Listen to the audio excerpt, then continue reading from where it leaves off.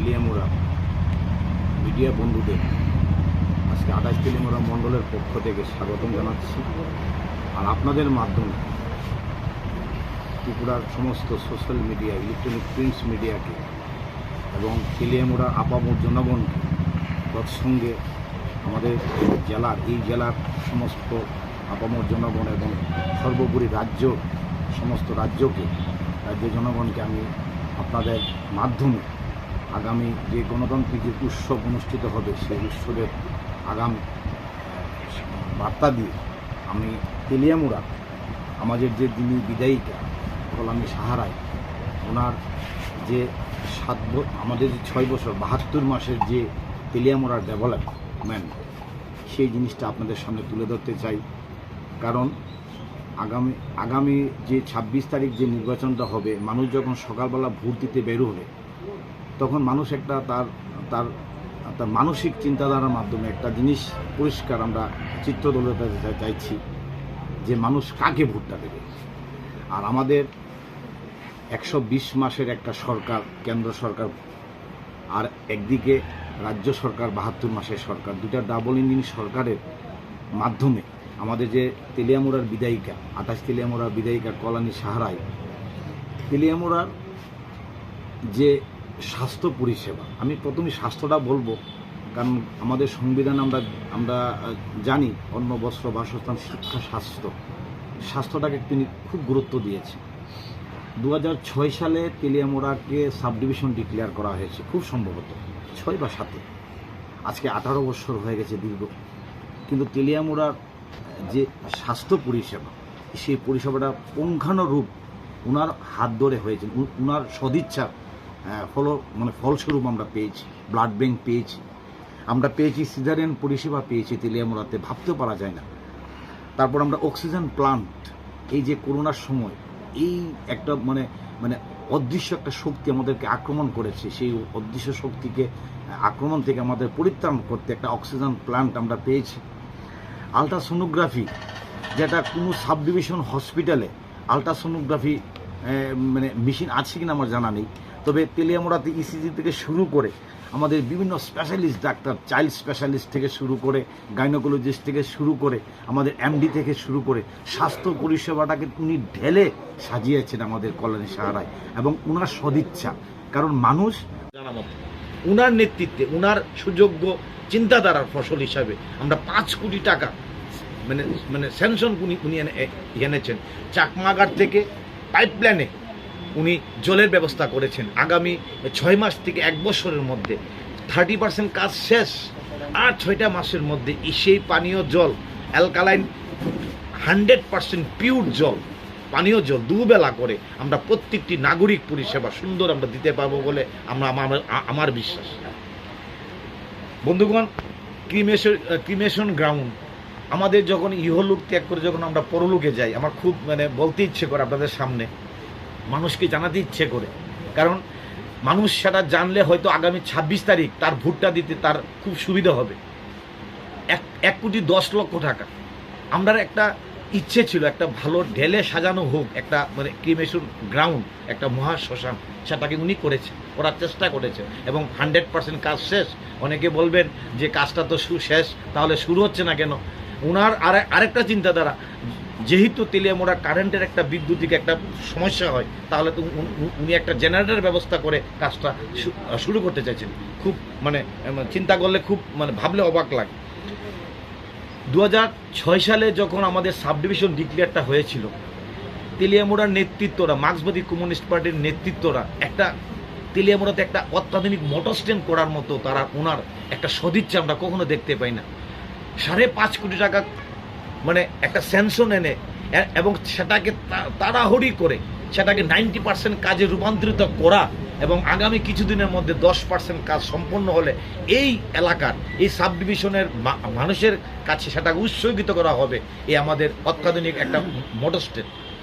আমাদের agriculture market, আজকে তেলিয়ামুরার একটা অনেক দিনের পুরনো মার্কেট, একটা এগ্রি প্রডিউস মার্কেট, যেখানে আমরা সবজি পাইকারি বিক্রি করি, এই মার্কেটটা আগামী 2 বছর থেকে 3 বছরের মধ্যে তার চেহারাটা পাল্টে দেওয়ার চেষ্টা করছেন আমাদের কল্যাণী সাহারায়। আমি মানে কৃতজ্ঞ, ওনাকে ধন্যবাদ জ্ঞাপন করতে চাইছি।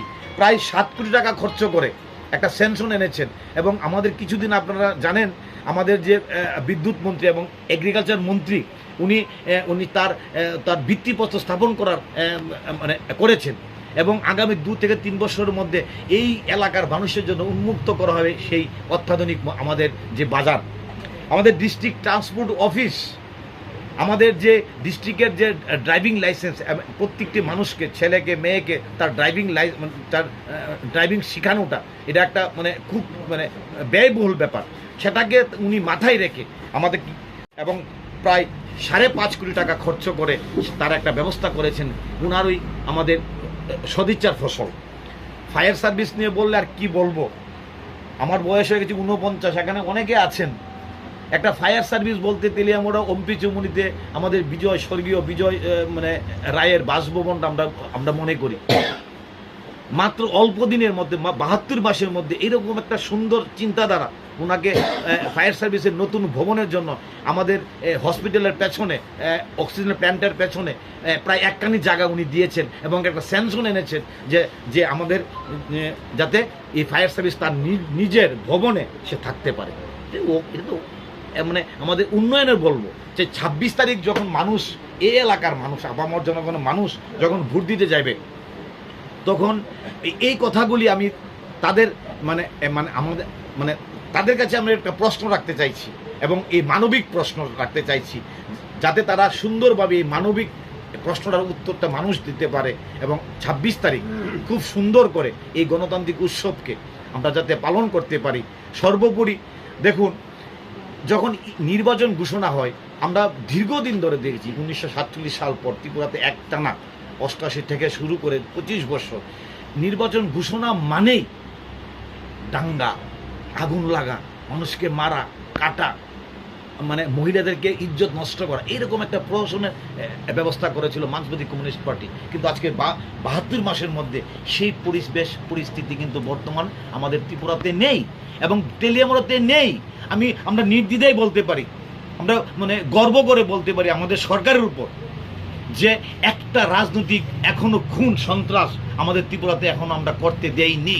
সেটাই সবচেয়ে বড় আমাদের সরকারের অ্যাচিভমেন্ট। কারণ শান্তি শৃঙ্খলা বাতাবরণ, জাতি উপজাতির যে ঐক্যর বাঁধনটাকে আমরা ধরে রাখা, সেটাই আমাদের বিজেপি সরকারের, আমাদের রাষ্ট্রহিত, জনহিত, শ্রমিক হিত, গরিব হিত, যুবহিত, মহিলা হিত, সেটাই আমাদের স্লোগান থাকবে। বন্ধুগণ, আপনাদের মানে মাধ্যমে আপামুর জনগণকে, তেলিয়ামুড়ার জনগণকে কল্যাণী সাহারায়ের 72 মাসের কাজের নিখিরে তার ওনার যে মানে কাজের মানে গুণগত জিনিসটা চিন্তা করে আগামী দিনকে আরও তেলিয়ামুড়াকে মডেল তেলিয়ামুড়া এবং ত্রিপুরাকে মডেল রাজ্য হিসাবে যাতে আমরা ঘোষণা করতে পারি। এবং আমাদের আরেকটা ব্যাপার আমার এখানে মনে হয়েছে, আমার জেনারেল সেক্রেটারি বলেছে, গরিব মানুষ একটা যখন মামলা মোকদ্দমায় যখন পড়ে, তখন আমরা খোয়াই যেতে হয়, উনি যাতে সুন্দর করে সাজাতে পারেন, এবং উনি 100% উনি কাজটা করেছেন বলে আমার মনে হয়। এবং আপনাদের মাধ্যমে আপামর তেলিয়ামুড়াবাসীর কাছে এই বার্তাটা আমি দিতে চাইছি। শিক্ষার কথা যদি আমরা বলি, শিক্ষাটা এমন সুন্দরভাবে আমরা গরিব তেলিয়ামুড়া কৃষিজীবী এলাকা এবং শ্রমিক কৃষকরা খুব এখানে বসবাস। আমরা একটা পরিবারের একটা বাচ্চা সন্তান, একটা মেয়ে বলুন, একটা সন্তান বলুন, একটা ইংলিশ মিডিয়াম স্কুলে ভর্তি হওয়া পড়তে আমাদের খুব মানে ইচ্ছা, কিন্তু আর্থিক সংকুলতার জন্য সেটা আমরা পেরে উঠতে পারি না। কিন্তু আজকে উনার সুযোগ্য চিন্তাধারার ফসল হিসাবে আমি বলি, তিনটে আমাদের বিদ্যাজ্যোতি স্কুল আমরা পেয়েছি। সেটা উনার চিন্তাধারা এবং ডক্টর মানিক শাহর চিন্তাধারা এবং ডক্টর আমাদের যে আপামর যে সারা ভারতবর্ষের যিনি আমাদের প্রধানমন্ত্রী, উনার সুযোগ্য নেতৃত্বের ফলে সেটা সম্ভব হয়েছে। শারদময় বিদ্যাপীঠ থেকে শুরু করি, এই স্কুলের একটা নতুন ভবনের জন্য একটা টাকা স্যাংশন উনার হাত ধরে হয়েছে। কবি নজরুল বিদ্যাভবনের নতুন পাকা ভবনের জন্য নতুন স্যাংশন উনি করেছেন। ইচারবিল স্কুল, তারপর আমাদের Shishu Bihar English medium school, Teliamura higher secondary, প্রত্যেকটা স্কুলের জন্য উনি টাকা বরাদ্দ করেছেন শিক্ষা ব্যবস্থাটাকে ঢেলে সাজানোর জন্য। এবং সিবিএসসি কোর্স, কারণ এই এই রাজ্যের মানুষ, এই তেলিয়ামুড়ার সন্তানরা যাতে, কৃতি সন্তানরা যাতে ভারতবর্ষের বিভিন্ন পরীক্ষার সঙ্গে নিজেকে মানিয়ে নিতে পারে, সেই ব্যবস্থাটা তিনি করেছেন। সেটাও আমাদের একটা বিশাল বড় পাওনা। আর আমাদের তেলিয়ামুড়াবাসীর জন্য সবচেয়ে একটা অভিশাপ ছিল, অনেক নেতৃত্ব তেলিয়ামুড়াতে, তারা দীর্ঘ 25 বছর, আমি নাম বলবো না, নাম বলতে অনিচ্ছুক, অনেক মানে মার্ক্সবাদী কমিউনিস্ট পার্টির নেতৃত্ব, বড় বড় নেতৃত্ব, যাদের নাম শুনে আমরা ছোট থেকে বড় হয়েছি। একটা মানে জলের নদী যখন তার গতিপথ হারায়, কিন্তু তারা সেই উপযুক্ত তেলিয়ামুড়ার নোটিফাইড এরিয়া ছিল, তারপর নগর পঞ্চায়েত, তারপর পৌর পরিষদ। আমাদের 6 বছর আগে যখন আমরা এখানে সরকার গঠন করেছি, আমরা পৌর পরিষদ পেয়েছি, কিন্তু পৌর পরিষদের একটা পৌর নাগরিকের যে প্রত্যেক দিনের যে মানে পানীয় জলের ব্যবস্থা করা, সেটা তারা করতে মানে পারেনি। কারণ ভালো মানুষ তো ভালো মানুষ।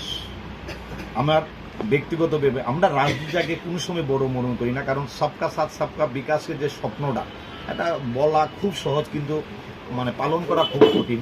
আমাদের তেলিয়ামুড়ার ভাইস চেয়ারপারসন, প্রাক্তন ভাইস চেয়ারপারসন জয়দেব গুহ আজকে ভারতীয় জনতা পার্টির এবং কল্যাণী সাহারায়ের কাজের নিখিরে এবং মানিক শাহর কাজের নিখিরে এবং আমার সর্বোপরি আমাদের নরেন্দ্র মোদীর কাজের নিখিরে উনি আজকে ওনার দীর্ঘদিনের যে নীতি আদর্শকে জলাঞ্জলি করে আজকে উনি আমাদের ভারতীয় জনতা পার্টির সবকি সাথ সবকা বিকাশের ধর্মকে পালন করার জন্য আজকে উনি আমাদের সঙ্গে যোগদান করছেন।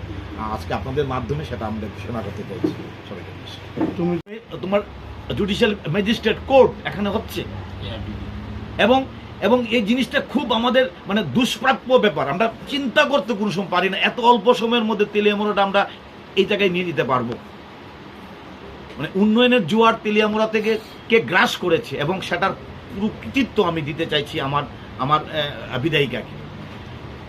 তারপর আমাদের এয়ার পশু হাসপাতাল, আর পশু ব্যান, মানে এখনো ব্যান যায়, ফোন করলে পশু পাখিদের চিকিৎসা, উন্নত চিকিৎসা পরিষেবার জন্য ব্যান গিয়ে ঘরে উপস্থিত হয়। ভাবা যায় সেই সরকারটা কোথায় কাজ করছে।